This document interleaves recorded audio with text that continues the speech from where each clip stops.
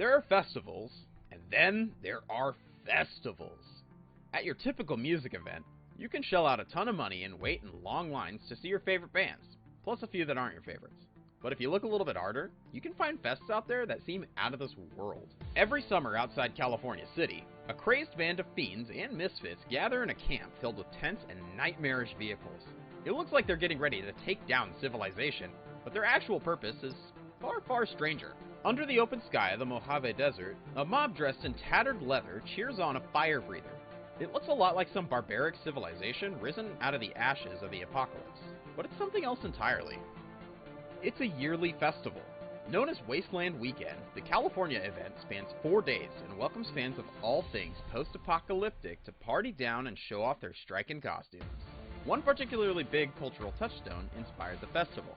The George Miller fans out there will recognize that Wasteland Weekend is all about Mad Max. This film franchise depicts a dystopian future where humanity breaks down into violent tribes and fights over the remaining resources. With the popularity of the Mad Max films, thousands of Wastelanders make it out to the festival every year. Attendees kick up a huge cloud of dust as they arrive in monstrous, tricked-out vehicles. Up close, the guests are even scarier. Each year since the first Wasteland Weekend in 2010, festival-goers show up in crazy outfits.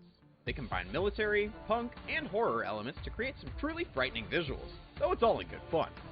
The most serious attendees put together both incredible outfits and custom vehicles to recreate some of the most iconic moments from Mad Max. It's hard to miss one of the series' biggest villains, or at least a guy dressed like him, perched atop this vehicle. It's the fearsome Immortan Joe. In Mad Max Fury Road, he rules over the wasteland with an iron fist and a massive army of cultish supporters.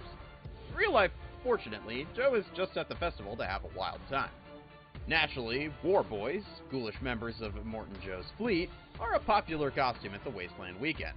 We can only hope they pack a lot of sunscreen. At the same time, the festival also offers plenty of fans of the older Mad Max flicks. Tina Turner made a big splash back in 1985 as Auntie Entity in the series' third installment, Beyond Thunderdome. Thanks to Wasteland Weekend, her deadly arena is more than just a figment of George Miller's imagination. Thunderdome is real. Of course, they take plenty of safety measures to ensure that nobody is actually clobbered to pieces. Participants wear safety harnesses, and the weapons are made of PVC pipe and foam. Still, this Thunderdome makes for a fun show.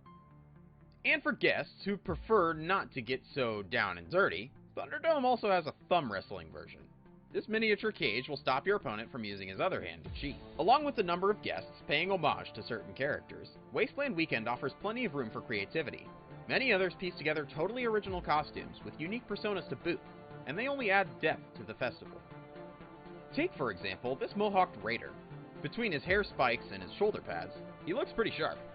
There may not be much water after the apocalypse, but it looks like there's still plenty of hair gel to go around. But this woman, she's not really green with envy, except for her hair. She's got her own dazzling getup. Channeling a bit of Disney's evil Maleficent, she created a character that she calls the Sandwich. Speaking of apocalyptic wordplay, these gearheads transformed an old school bus and dubbed it a Cruel Bus, with a set of scary jaws painted on the front and a fake harpoon launcher on the roof. It certainly lives up to its name. But the Cruel Bus isn't the only vehicle with a bark as big as its bite. With a few buckets of paint, one owner of a binned 1962 Cadillac turned his ride into a shark. In addition to the cars and trucks, attendees show up with lots and lots of motorcycles. These bikes are perfect for speeding across the Mojave terrain. It gets hot riding through the desert with no roof, but lots of Wastelanders have inventive ways to stay out of the sun. This partygoer not only covered her face in a sinister wrap and headdress, she also brought along a metal umbrella. That's the kind of accessory that's perfect for creating some shade and winning some glory in the Thunderdome. And with his ominous mask and black wings, it's no surprise that this reveler calls himself the Crow. It's hard to believe that after the long weekend wraps up, the Crow probably flies back to some office job. And if night falls before you arrive, just look for a lantern lighting the way. Professional cosplay model Jessica Nigri stole the entire show with her ghostly shaman costume. Wasteland Weekend happens at the end of every summer in California City. If you make it out there, you shall ride eternal, shiny, and chrome. Will next year be your time to take over the world? Who knows?